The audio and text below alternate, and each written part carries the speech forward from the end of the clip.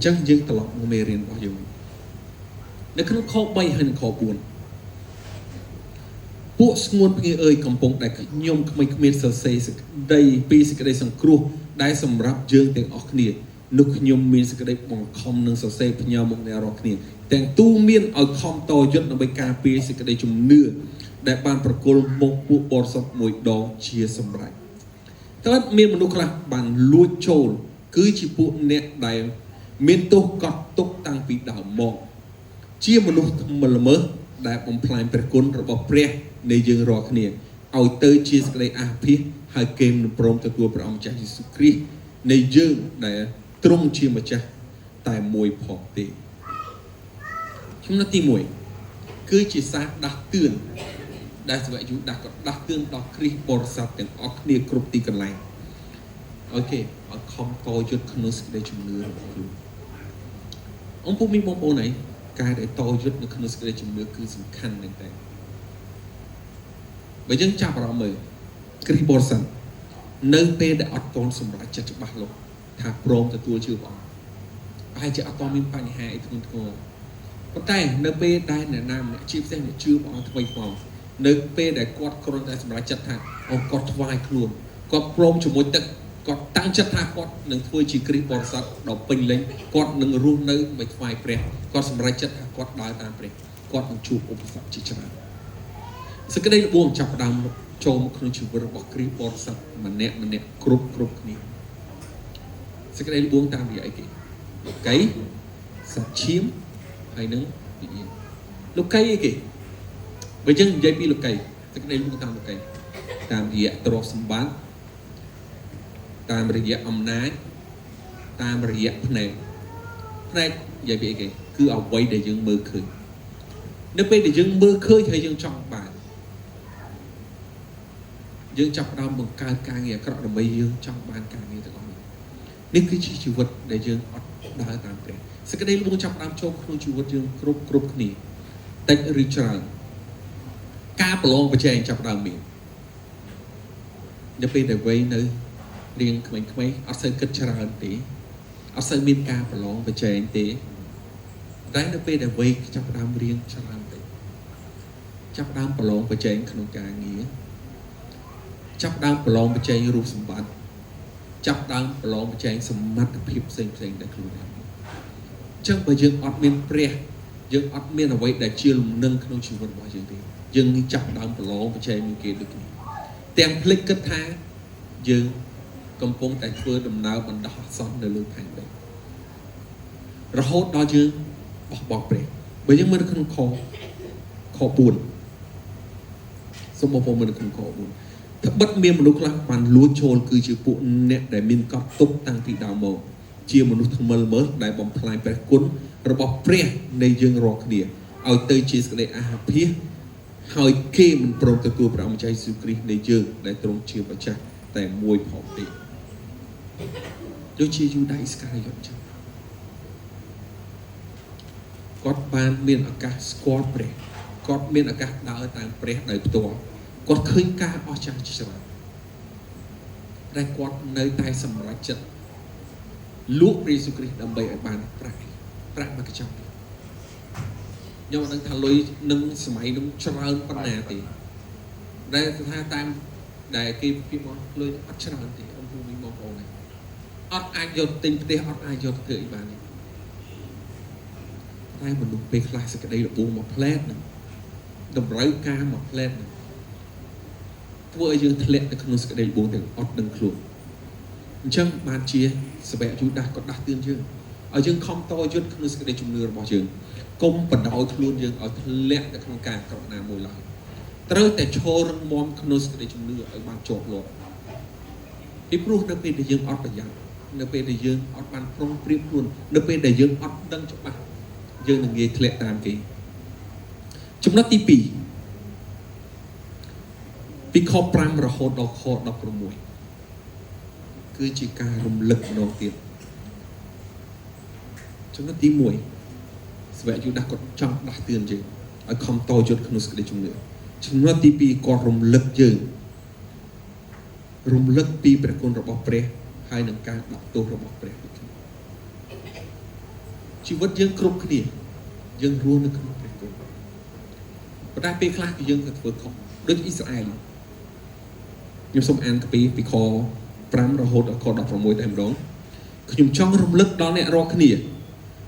ដែលបានជ្រាបសេចក្តីទាំងនេះម្ដងហើយថាក្រោយដែលព្រះអម្ចាស់បានជួយសង្គ្រោះរាជទ្រង់ឲ្យរួចពីស្រុកអេស៊ីបមកនោះទ្រង់បានបំផ្លាញអ្នកដែលមិនជឿវិញនៅក្នុងកន្លែងនេះព្រះបានជួយអ៊ីស្រាអែល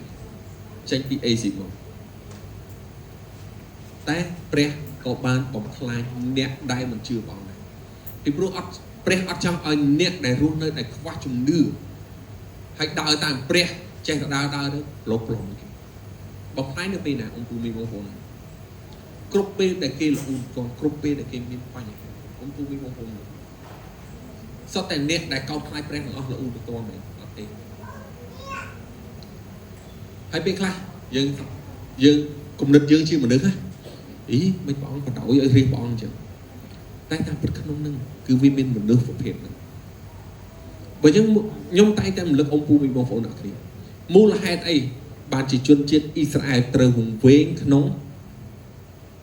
ទីរហោស្ថាន40ឆ្នាំមិនមែនវង្វេងឲ្យចៃដន្យទេព្រោះតែខ្វះជំនឿព្រះឲ្យគេឃើញទឹកដីសន្យាគឺជាទឹកដីដ៏អស្ចារ្យរបស់ព្រះហើយព្រះគ្រាន់តែឲ្យគេចូលគេហ៊ានចូលគេមកវិញគេខ្លាចថានេះមិនមែនជាទឹកដីដែលព្រះឲ្យយើងទេ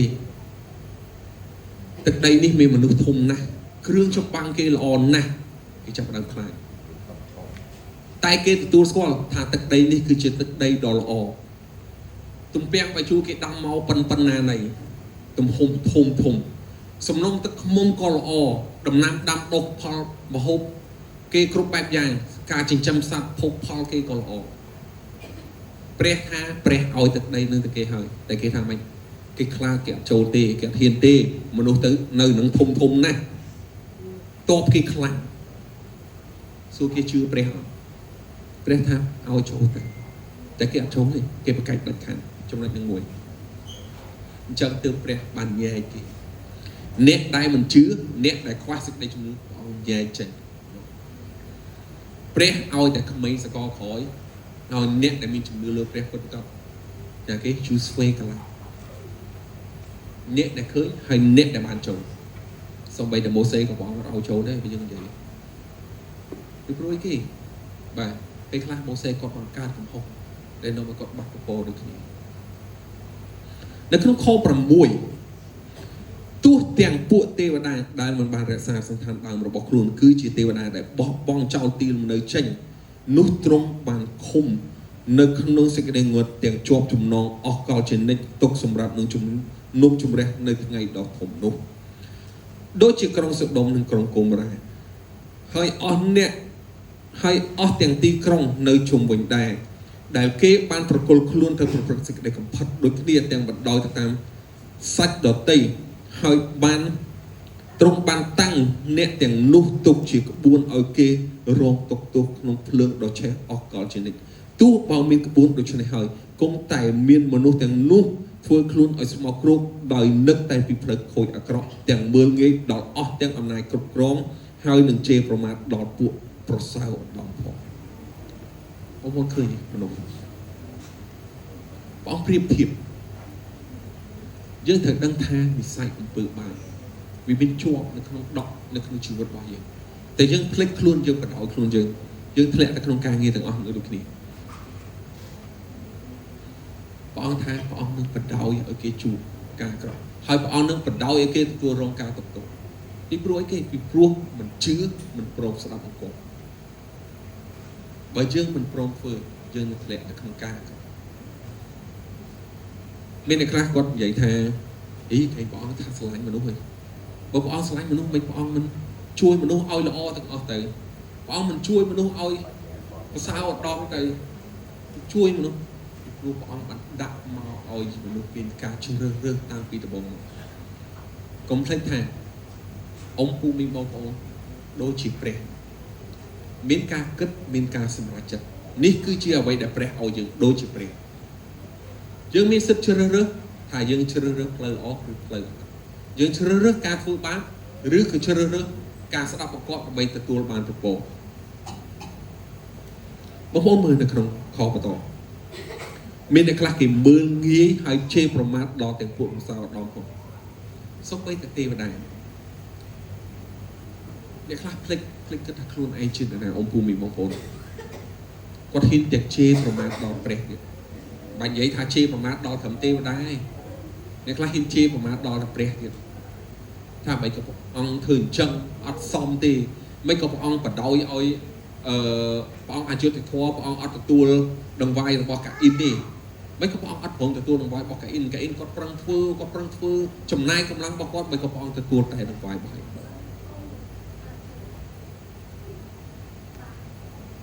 ្ញុំធ្លាប់មានចំណោទដូចគ្នាអង្គភូមិបងប្អូនអីថ្វាយដង្វាយដូចគ្នាមិនក៏ព្រះអង្គទទួលតែមួយអញ្ចឹងដល់ពេលដែលយើងអត់ស្គាល់សួរថាដង្វាយកាអ៊ីនគាត់ថ្វាយដោយសុចរិតគាត់ថ្វាយព្រះអភិចិត្តអត់គាត់ថ្វាយទាំងគុំគួនគាត់ថ្វាយទាំងចង់មើលថាព្រះអង្គទទួលដង្វាយគាត់អត់ព្រះអង្គសពមហាទេដង្វាយគាត់អត់ព្រះអង្គជ្រាបពីចិត្តរបស់គាត់បាត់ទៅហើយអេបលក៏អត់បានទៅប្រឡំចែកគាត់ថ្វាយទៅព្រះគាត់ជ្រើសរើសអ្វីដែលគាត់មានហើយគាត់គិតថាល្អគាត់ថ្វាយទៅព្រះយ៉ាងអស់ពីចិត្តក៏អត់បានប្រឡងប្រជែងជាមួយនឹងបងរបស់គាត់ទេខុសពីកាពីវាចេញពីការតូចណាមួយសុទ្ធតែមានហេតុផលរបស់ព្រះរីឯមីកែលជាមហាទេវតាលោកមិនហ៊ានប្តឹងប្រមាថដល់អារក្សក្នុងកាលដែលកំពុងតែជជែកនឹងវាទាំងប្រកែកពីដំណើរសពរបស់លោកម៉ូសេនោះទេគឺបាននិយាយដូច្នេះវិញថាសូមឲ្យព្រះអង្គម្ចាស់បន្ទោសឯងចុះបើយើងនិយាយពីខាងណាមីកែលគឺជាមហាទេវតារបស់ព្រះតែពេលខ្លះមហាទេវតាប្រកែកគ្នាជាមួយអារក្សក៏ជាទេវតារបស់ព្រះដែរតែសូមមីកែលគាត់ទៅប្រមាថដល់អារក្សអត់ទេគាត់ថាសូមឲ្យព្រះអង្គម្ចាស់ជាអ្នកបន្ទោសឯងចុះប៉ុន្តែយើងឯងភ្លេចគិតថាខ្លួនឯងជាមនុស្សពេលខ្លះទៅបន្ទោសដល់ព្រះទៀតមិនបន្ទោសត្រឹមទេវតាខ្លួនឯងគ្នាឯងទេមិនបន្ទោសត្រឹមមនុស្សគ្នាឯងទេបាទអានេះកំហុសរបស់មនុស្សជាច្រើនយើងចូលចិត្តថ្កោលទោសពេលខ្លះបងប្អូនយើងចូលចិត្តថ្កោលទោសគ្នាលឿនពេកយើងភ្លេចគិតថាទុកឲ្យព្រះជាអ្នកថ្កោលទោសគ្នាពេលមានបញ្ហាយើងអាចប្រាប់គាត់តែកុំឲ្យថ្កោលទោសកុំឲ្យកាត់ទោសអ្នកណាទុកឲ្យព្រះអ្នកកាត់ទោសគេចុះនៅក្នុងខ10តែពួកនោះមិនហ៊ានជេរប្រមាថដល់ទាំងអ្វីដែលគេតែពួកនោះគេហ៊ានជេរប្រមាថដល់ទាំងអ្វីដែលគេមិនស្គាល់ផងព្រមទាំងពងខូចខ្លួនក្នុងការអ្វីដែលគេយល់ដោយធម្មតាវិញហាក់ដូចជាសត្វដែលរិឆានចុះបងប្អូនយើងប្រយ័ត្នពេលខ្លះកុំឲ្យប្រមាថដល់អ្វីដែលយើងអត់មើលឃើញកពីនេះដាស់តឿនដល់យើងគ្រីស្ទបរិសុទ្ធដូចគ្នាបងប្អូនខ្លះគ្រូវាខ្លះគាត់តាំងខ្លួនគាត់ជាអ្នកមានអំណាចចឹងទៅគាត់ហ៊ានធ្វើការអ្វីដែលលើសពីអ្វីទូនាទីអ្វីដែលខ្លួនជាមនុស្សដែលព្រះបានដាក់ឲ្យគាត់ទៅទៀតពេលខ្លះគាត់ចាប់តាំងខ្លួនគាត់ស្មើនឹងព្រះទៅទៀតអញ្ចឹងបានជាព្រះបានដាស់តឿនយើងថាកុំឲ្យយើងទៀមតិចអង្គភូមិបងប្អូននេះកុំបដ ாய் ខ្លួនយើងកុំឲ្យធ្វើអ្វីលើសពីដែនកំណត់ដែលព្រះបានឲ្យយើងធ្វើកុំចេះតែហ៊ានប្រមាថដល់ទាំងព្រះដល់ទាំងទេវតារបស់ព្រះកុំតែកាត់ទោសដល់បើយើងមើលពីដើមសូម្បីតែពេលដែលព្រះអង្គបំពេញបេសកកម្មនៅលើផែនដីនៅពេលដែលព្រះអង្គបានជួបនឹងអារក្សមួយអារក្សវាមកនិយាយមួយព្រះអង្គថាម៉េចបងឯងបងមកធ្វើអីបងមកចង់កាត់ទោសទូលគុំមែនអត់ទាន់ដល់ពេលទេព្រះអង្គគ្រាន់តែបណ្ដេញអារក្សនោះឲ្យចេញពីមនុស្សពីព្រោះវាអត់មានសិទ្ធិមកចូលក្នុងខ្លួនមនុស្សចឹងទេព្រះអង្គបណ្ដេញវាឲ្យចេញពីមនុស្សព្រះអង្គអត់បានសម្លាប់វាព្រះអង្គអត់បានធ្វើអីវាទេបាទព្រះអង្គគ្រាន់តែបណ្ដេញវាចេញពីព្រោះមិនទាន់ពេលវេលារបស់ព្រះមិនទាន់មកដល់បាទសូមចាំកន្លែងនេះសូមចាំចំណុចនេះដូចគ្នាខ11វេទនាដល់មនុស្សនោះពីព្រោះគេបានទៅតាមផ្លូវរបស់កាអ៊ីន ក៏ស្ទុះទៅក្នុងសេចក្តីខុសឆ្គងរបស់បាឡាមឲ្យតែបានកម្រៃហើយគេត្រូវវិនិច្ឆ័យក្នុងការបោះបោរបស់កូនចៅកូរ៉េទៅពួកនោះជាដុំស្មោកគ្រប់ក្នុងពេលដែលអ្នករាល់គ្នាបរិភោគជាមួយនឹងគ្នាដោយស្រឡាញ់គេបរិភោគជាមួយឥតខ្លាចទាំងចិញ្ចឹមតែខ្លួនគេជាពពកអតិតដែលត្រូវខ្យល់បក់ផាត់ទៅមកជាដើមឈើឥតផ្លែក្នុងរដូវកាលដែលស្លាប់ពីរដងរួចហើយក៏ត្រូវរលើងផងគេជារលកសមុទ្រយ៉ាងសម្បើមដែលបែកពពុះចេញជាសេចក្តីអាម៉ាស់ខ្មាស់របស់គេក៏ជាផ្កាយមិនទៀងដែលសេចក្តីងើតសូនឈឹងអស់ទាំងអស់កលជានិច្ចបានបំរុងទុកឲ្យគេបងប្អូនឃើញពេលខ្លះយើងខំធ្វើការនេះពេលខ្លះវាអត់ប្រយោជន៍កន្លែងនេះចង់និយាយថាយើងធ្វើការងារច្រើនមនុស្សអាក្រក់គេធ្វើការងារច្រើនតែសិតតែជាការងារអត់ប្រយោជន៍ការងារអត់បានការអត់មានប្រយោជន៍អ្វីសម្រាប់ជីវិតខ្លួនឯងអត់មានប្រយោជន៍អ្វីសម្រាប់ជីវិតអ្នកដទៃអត់មានប្រយោជន៍អ្វីសម្រាប់ព្រះទេគ្រាន់ដូចឈឹងបាយឈឹងឬបានទៅលឺសូរឬបានទៅលឺតែអត់មានប្រយោជន៍អត់មានការអីទេបានធ្វើឲ្យទៅនឹងនៅក្នុងខ14ឯហេណុកជាដំណរទី7ពីលោកអាដាមមកគាត់បានទាយពីមនុស្សទាំងនោះថាមើលព្រះអម្ចាស់ទ្រង់យើងមកដល់កណ្ដាលពួកបរិសុទ្ធទ្រង់ទាំងសល់សែនដើម្បីនឹងកាត់ទោសដល់មនុស្សគ្រប់មនុស្សទាំងឡាយហើយនឹងរំលឹកពួកថ្មិលល្មើសទាំងអម្បាលម៉ានឲ្យដឹងខ្លួនពីគ្រប់ទាំងការថ្មិលល្មើសដែលគេបានប្រព្រឹត្តធ្វើដោយចិត្តល្មើសហើយពីអស់ទាំងសេចក្តីដាក់រឹងទទឹងទាំងប្រមាណដែលអស់ពួកថ្មិលល្មើសដ៏មានបាបទាំងនោះបានពោលទាស់នឹងទ្រង់មនុស្សទាំងនោះជាពួកអ្នកដែលចេះតែរអ៊ូរទាំហើយត្អូញត្អែរដែលដើរតាមតែសេចក្តីពងប្រាថ្នារបស់ខ្លួនហើយមាត់គេពោលពាក្យសុទ្ធតែអំនួតអួតយ៉ាងសម្បើមគេរាប់អានមនុស្សឲ្យបានតែកម្រៃទេចុះôngពូមីបងប្អូននៅពេលដែលយើងឮសារដាស់តឿននេះហើយមិនមែនត្រឹមដាស់តឿននេះដាស់តឿនហើយរំលឹកថែមទៀតថាយើងប្រយ័ត្នខ្លួនយើងកុំឲ្យប្រព្រឹត្តការងារអាក្រក់ក៏ប្រយ័ត្នខ្លួនយើងអ្នកជុំវិញខ្លួនយើងដែលប្រព្រឹត្តការងារអាក្រក់ដែលទាញយើងទៅធ្វើការងារអាក្រក់វិញដូចគ្នាកុំបដៅខ្លួនយើងឲ្យទៅបងប្អូនមើលបញ្ជាក់ថាថ្មិលល្មើសគ្រាន់តែនៅក្នុងខ15បញ្ជាក់នឹង3ដងកុំបដៅឲ្យខ្លួនយើងមកថាខ្លួនឯងទៅជាមនុស្សដែលថ្មិលល្មើសចំពោះព្រះហើយកុំបដៅឲ្យចាញ់បោកពួកមនុស្សថ្មិលល្មើសទាំងអស់នោះហើយកុំឲ្យចាញ់សេចក្តីល្បួងមនុស្សថ្មិលល្មើសដែលទាញយើងឆ្ងាយចេញពីព្រះវិញដូចគ្នាជើងសុំរៀនពីព្រោះអ្នកខ្លះគេអួតអាងគេសម្ញែងគេសម្ដែងគ្រប់យ៉ាងដើម្បីឲ្យបានតែផលប្រយោជន៍ខ្លួនគេយើងរៀនសម្គាល់បងប្អូនភូមិបងប្អូនអរគ្នាយើងរៀនសម្គាល់ទាំងអស់គ្នាពេលខ្លះអ្នកខ្លះក៏និយាយល្អគាត់និយាយល្អមែនតែដើម្បីអូសទាញយើងឲ្យយើងឃើញអីមួយឃើញទ្រព្យសម្បត្តិឃើញអំណាចឃើញការងារប្រែឲ្យយើងបាត់បើអ្នកណាហើយដែលទាញយើងឲ្យយើងបានប្រយោជន៍ខ្លួនយើងតែយើងបាត់ព្រះសូមចាំថាអ្នកនឹង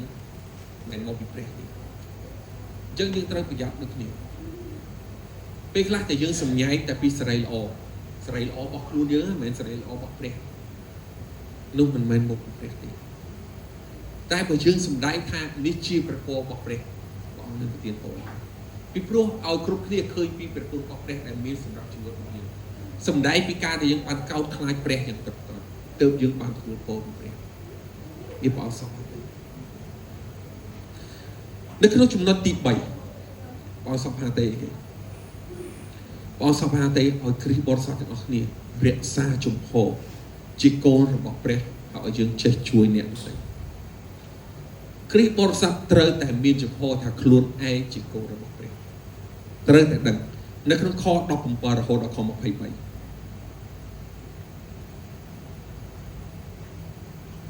ពីខ17រហូតដល់ខ23 ខ្ញុំសូមអានពីខ17មកពួកស្ងួនគេអើយចូលនៅចាំពីព្រះបន្ទូលដែលពួកសាវករបស់ព្រះយេស៊ូវគ្រីស្ទជាព្រះអម្ចាស់នៃយើងបានផ្សាយប្រាប់ពីដើមរៀងមកចុះគេបានប្រាប់មកអ្នករាល់គ្នាថានៅជាន់ក្រោយបង្អស់នឹងមានមនុស្សចំអកដែលនឹងប្រព្រឹត្តតាមសេចក្តីពងប្រាថ្នាថ្មិលល្មើសរបស់ខ្លួនពួកអ្នកទាំងនោះជាអ្នកដែលបង្កើតបព្វពួកជាមនុស្សដែលនៅដោយវិស័យសត្វឈាមដែលគ្មានព្រះវិញ្ញាណទេប៉ុន្តែអ្នករាល់គ្នាជាពួកស្ងួនគេអើយចូលរក្សាខ្លួនក្នុងសេចក្តីស្រឡាញ់របស់ព្រះចុះព្រមទាំងរងចាំសេចក្តីមេត្តាករុណារបស់ព្រះយេស៊ូវគ្រីស្ទជាព្រះអម្ចាស់នៃយើងឲ្យបានជីវិតអស់កលជានិច្ចវិញឃើញពីខ17មកមានមនុស្សជាច្រើនដែលគេនាំយើងទាញយើងទៅក្នុងការក្រប៉ុន្តែព្រះសពថាតែឲ្យយើងមានចំហពីខ19មកពីខនៅក្នុងខ20ប៉ុន្តែឯអ្នករាល់គ្នាជាពួកស្ងួនភ្ងាអើយចូលរក្សាខ្លួនក្នុងសេចក្តីស្រឡាញ់របស់ព្រះចុះព្រមទាំងរងចាំសេចក្តីមេត្តាករុណារបស់ព្រះយេស៊ូវគ្រីស្ទជាព្រះអម្ចាស់នៃយើងឲ្យបានជីវិតអស់កលជានិច្ចវិញឲ្យយើងរក្សាខ្លួននៅក្នុងព្រះគុណរបស់ព្រះនៅក្នុងខ21ដោយស្អាងចិត្តឡើងក្នុងសេចក្តីជំនឿដ៏បរិសុទ្ធបំផុតរបស់អ្នករាល់គ្នាហើយទាំងអធិដ្ឋានដោយនៅព្រះវិញ្ញាណបរិសុទ្ធផងចូលមានចិត្តអាណិតដល់ពួកអ្នកខ្លះដែលមានសេចក្តីសង្ស័យផងហើយជួយសង្គ្រោះដល់អ្នកដទៃទាំងឆក់យកគេចេញពីភ្លើងដែលត្រូវហើយត្រូវមានចិត្តមេត្តាដល់មនុស្សឯទៀតដោយភ័យខ្លាចហើយស្អប់ដល់អស់ទាំងអាវដែលត្រូវស្មោកគ្រោះដោយសាច់ឈាមផងឃើញទេរក្សាចំហខ្លួនឯងនៅពេលដែលយើងមានចំហរឹងមាំក្នុងសេចក្តីជំនឿជាប់លាប់យើងរស់នៅដល់កោតខ្លាចយើងបានពោពីព្រះហើយព្រះសពហាតែអីយ៉ាងគេចេះលូកដៃទៅជួយដល់អ្នកដទៃផងនៅពេលដែលបងប្អូនយើងណាម្នាក់គាត់ប្រងធ្លាក់ទៅក្នុងការគាត់យើងមានឱកាសយើងលូកទៅជួយគាត់អង្គពូមីបងប្អូនឯងកុំឲ្យឃើញបដ ாய் គាត់ទៅធ្លាក់ទៅក្នុងភ្លើងដែលអត់មានការដាស់តឿនអីសោះនេះឯងធ្វើការខុសអីខុសទៅអ្នកឯងទូខុសត្រូវជាមួយព្រះទៅបាទប៉ុន្តែបើយើងឃើញហើយសូមយើងដាស់តឿនដោយសេចក្តីស្រឡាញ់ដាស់តឿនដោយចិត្តអត់ធ្មត់ដាស់តឿនដោយចិត្តសុភាពសូមចាស់ត្រូវតែមានចំណុចទាំងអស់នេះពេលខ្លះយើងចង់ដាស់តឿនយើងចង់ជួយប៉ុន្តែការដែលយើងចូលខ្លួនទៅជួយយើងអាចបានលើកទឹកចិត្តយើងអាចបានជួយគាត់ប្រកបទេគាត់នឹងមានអារម្មណ៍ថាយើងតែស្ដីបន្ទោសគាត់បាទបកឲ្យទៅមានកំហឹងផ្សេងដូចគ្នាអង្គភូមិបងប្អូនអញ្ចឹងសូមរក្សាជំហរខ្លួនឯងជាគ្រីស្ទបរិសុទ្ធដែលរឹងមាំដើម្បីទទួលបានប្រពោពីព្រះបងសពថាតែបងសន្យាថាមិនបងសន្យាថាព្រះអង្គនឹងរក្សាយើងថែរក្សាយើងវិញដូចគ្នានៅក្នុងចំណុចបញ្ចប់ព្រះដែលចាំថែរក្សាយើងព្រះសន្យាថាបើយើងមានចំណុចទី3ពីខ17ដល់ខ23នេះបើយើងរក្សាជំហរយើងយើងចេះជួយដល់អ្នកទៅព្រះក៏ថែរក្សាយើងដូចគ្នាហើយព្រះអង្គប្រទានពរដល់យើងលើសទៅទៀតផងនៅក្នុងខ24ហើយនិងខ25ដែលជាខបញ្ចប់រីឯព្រះដែលអាចនឹងថែរក្សាមិនឲ្យអ្នករាល់គ្នាចំពោះដួលហើយនឹងដាក់អ្នករាល់គ្នានៅចំពោះសេរីល្អទ្រង់ដែលអត់មានកន្លែងបន្ទោបានព្រមទាំងមានចិត្តត្រេកអរផងព្រះអង្គទ្រង់ចាំថែរក្សាយើងហើយព្រះអង្គមានសមត្ថភាពអាចនឹងថែរក្សាយើងអង្គជាព្រះដែលចាំជួយយើងដល់ពិតប្រាកដសំខាន់យើងដូចគ្នាអង្គភូមិបងប្អូនចូលដល់ចំណុចទី3សូមរក្សាជំហរខ្លួនឯងឲ្យពិតរក្សាសេចក្តីជំនឿខ្លួនឯងឲ្យជាប់រក្សាតម្លៃខ្លួនឯងថាយើងជាអ្នកណាជាកូនព្រះជាអ្នកដែលទទួលបានប្រពោជាអ្នកដែលមានអំណាចអាចនឹងជួយអ្នកដទៃបានជាអ្នកដែលអាចធ្វើឲ្យកិច្ចការងារព្រះអង្គចាស់រីកចម្រើនបានដូចគ្នាព្រះអង្គនឹងថែរក្សាយើងអង្គនឹងប្រទានពរឲ្យយើងគ្រប់ជំពូកនៅក្នុងខ25គឺជាខបញ្ចប់គឺជាព្រះអង្គតែមួយជាព្រះអង្គសង្គ្រោះនៃយើងរាល់គ្នាដោយសារព្រះយេស៊ូវគ្រីស្ទជាព្រះអម្ចាស់នៃយើង នោះសូមឲ្យទ្រង់បានសេរីល្អឫទ្ធានុភាពព្រះជាស្នានិងអំណាចតាំងពីមុនអស់កលនៅជាន់ឥឡូវនេះហើយទៅដល់អស់កលជានិច្ចកលទៅអាមែនគឺជាពាក្យដែលយើងគួរសរសើរដល់ព្រះថ្វាយសេរីល្អដល់ព្រះគឺជាព្រះយេស៊ូវគ្រីស្ទដែលយើងជឿដល់ព្រះចឹងសូមរក្សាចំពោះរឿងមកអង្គភូមិបងប្អូនបង្ហាញថាយើងជាគ្រីស្ទបរិសុទ្ធកុំឲ្យខ្លាចមនុស្សដែលមិនជឿកុំឲ្យចាញ់បោកមនុស្សដែលមិនជឿឬក៏អ្នកដែលជឿខ្លាំងខ្លាយដែលទាញយើងឲ្យឆ្ងាយចេញពីព្រះបាទអ្នកជឿខ្លាំងខ្លាយទាញយើងស្រួលណាអ្នកជឿខ្លាំងខ្លាយគេទាញយើងធ្លាក់ក្នុងសេចក្តីបួលលឿនមែនតើដូច្នេះមានតែយើងខ្លួនយើងស្គាល់ព្រះបន្ទូលឲ្យបានច្រើនស្គាល់ព្រះឲ្យច្បាស់អត់មានអ្នកណាមកទាញអុកយើងបានទេអាមែនបាទសូមអរគុណចាត់ការចាប់ជាមួយគ្នាបបិទ្ធប្រយតាព្រះឈ្មោះត្រានិងព្រះមានបរិសុទ្ធនៃគុំនៅគុំស្ថានសួគ៌ក្នុងផតអើយប្រងឲ្យគុំសូមអរគុំប្រំចាស់សម្រាប់ព្រះទូលនៅវេលាព្រឹកនេះប្រងឲ្យតែប្រំដាស់តឿនឲ្យគុំអ្នកគ្នារក្សាជំហរដែលគុំដាស់ជាកូនរបស់ព្រះដ៏មានសេរីល្អជាព្រះដែលមានអំណាចគ្រប់វិជាស្នាហើយព្រះអង្គនឹងថែរក្សាដល់គុំអ្នកគ្នាសូមការពារគុំពីគ្រប់ទាំងកាយអាក្រក់ពីគ្រប់ទាំងមនុស្សអាក្រក់ពីគ្រប់ទាំងវិញ្ញាណអាក្រក់សូមញែកគុំអ្នកគ្នាបានស្អាតនៅចំពោះព្រះភ័ក្ត្រនៃព្រះអង្គម្ចាស់ដើម្បីគុំស្គាល់គ្រប់ទាំងការល្អគ្រប់ទាំងការអាក្រក់គ្រប់ទាំងការអ្វីដែលមកពីព្រះអង្គម្ចាស់ការអ្វីដែលមកពីព្រះអង្គម្ចាស់សូមគង់នៅជាមួយសោយរីកហើយដឹកនាំគុំអ្នកគ្នាទៅតាមផ្លូវនៃព្រះអង្គម្ចាស់វិញគុំសូមអរព្រគុណគុំសូមថ្វាយព្រះបន្ទូលព្រះអង្គម្ចាស់នៅវេលាព្រឹកនេះនៅក្នុងព្រះនាមព្រះអង្គម្ចាស់ព្រះយេស៊ូវគ្រីស្ទអាមែន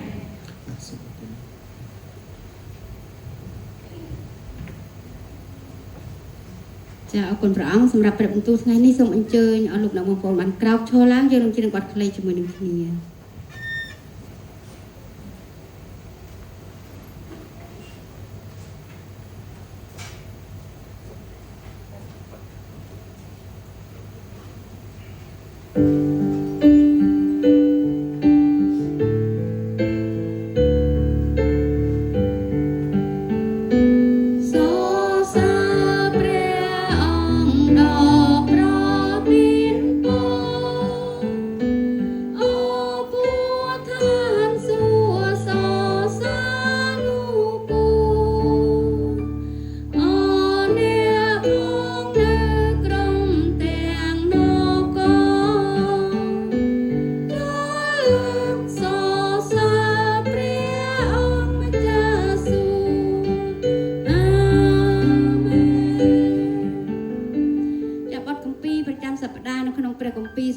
ចំពោះ18ខ10បានចែងថា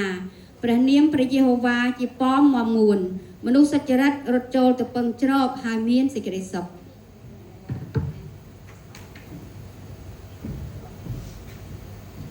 សូមអធិដ្ឋានសូមប្រពោលពីព្រះអង្គចាស់អ្នកគ្នាសូមសេចក្តីស្រឡាញ់ពីព្រះអូដាសេចក្តីប្រោះលោះពីព្រះឈ្មោះត្រានិងសេចក្តីប្រកបពីព្រះវិញ្ញាណបរិសុទ្ធបានមានសម្រាប់បងប្អូនទាំងអស់គ្នាអាមែនបាទសូមអរគុណសូមព្រះបានប្រទានពរអំពូមីបងប្អូនទាំងអស់គ្នា